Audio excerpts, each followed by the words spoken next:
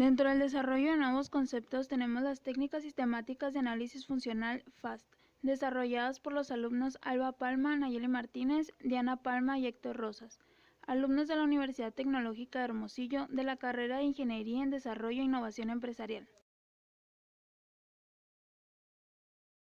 Técnica sistemática de análisis funcional FAST. Esta técnica es utilizada para identificar las funciones de un producto y evaluar las prestaciones a conseguir.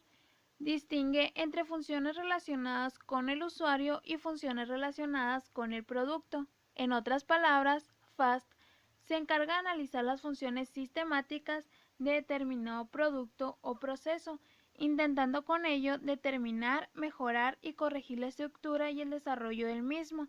Como ejemplo, tenemos a una lámpara. Su función es dar luz, pero no se nos dice cómo, y eso nos permite poner diferentes opciones como una bombilla, un LED o una llama. Fue concebida por Charles Babbage en 1965 como una técnica para analizar la estructura funcional de un sistema técnico. Su intención era mejorar rápidamente los procesos, la innovación, el desarrollo de nuevos productos y la ingeniería de valores, y con ello poder resolver una gran variedad de problemas complejos en un menor tiempo. Nace en el sector industrial y es adaptado a la construcción de un producto. En ocasiones se le aplicaba denominaciones como diagrama lógico funcional.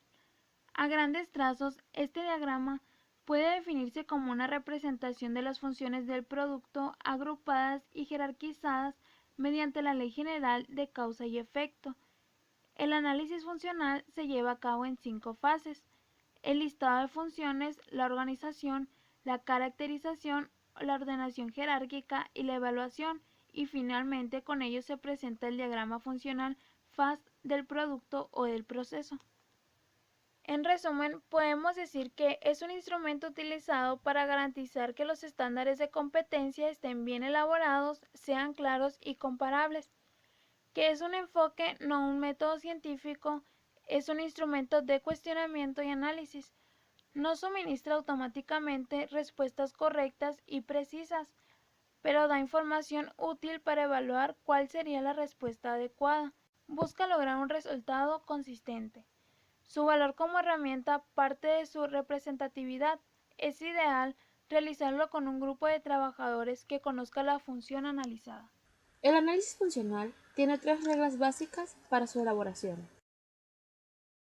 La primera es que el análisis funcional se elabora de lo general a lo particular, pues quienes hacen los perfiles de competencia necesitan entender los objetivos generales o el propósito clave del sector, la empresa o el área ocupacional. Una vez que se han establecido el propósito clave, el proceso se efectúa hasta que se llegue al nivel en que los resultados necesarios para alcanzar la función precedente sean realizables por un trabajador. De esta forma, se está dibujando un árbol de jerarquías que llega en su extremo más básico a las unidades y elementos de competencia.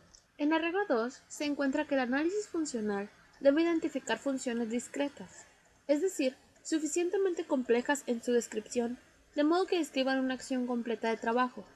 El significado de la función debe ser claramente comprensible y describir una función que debe ser alcanzada. Justamente en este concepto nace la característica de transferencia de las funciones. Estas deben ser reconocidas por su importancia, independientemente de su contexto técnico. Lo importante es la función por sí misma, en cuanto describe una realización con un resultado, y no en cuanto sea una tarea. Las funciones son totalmente diferenciadas unas de otras. En la regla número 3, el análisis funcional debe elaborarse respetando un formato de redacción, pues en su elaboración se siguen ciertas reglas encaminadas a mantener uniformidad de criterios. La redacción del propósito principal, propósito clave o función clave de la empresa se suele elaborar siguiendo la estructura verbo más objeto más condición. El verbo describe la acción que la función efectúa sobre el objeto, describiendo luego la condición bajo la cual tal acción ocurre. La función expresada como un verbo sustantivo ha sido un concepto fundamental de la ingeniería del valor.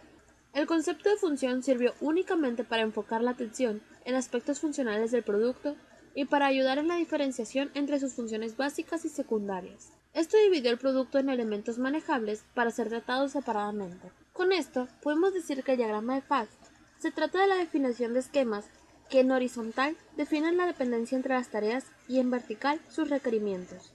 Es decir, a cada tarea le corresponde un cuadro. A la derecha de tal tarea se define el cómo y a la izquierda el para qué. Hacia abajo los tiempos y hacia arriba los recursos. En FAST, las funciones del sistema son identificadas y desplegadas gráficamente con respecto a la relación entre las preguntas ¿cómo? Y ¿por qué? Todas las funciones deben ser identificadas. Las funciones son clasificadas en básicas y secundarias. En primera, orientados a la técnica. Segundo, orientados al producto.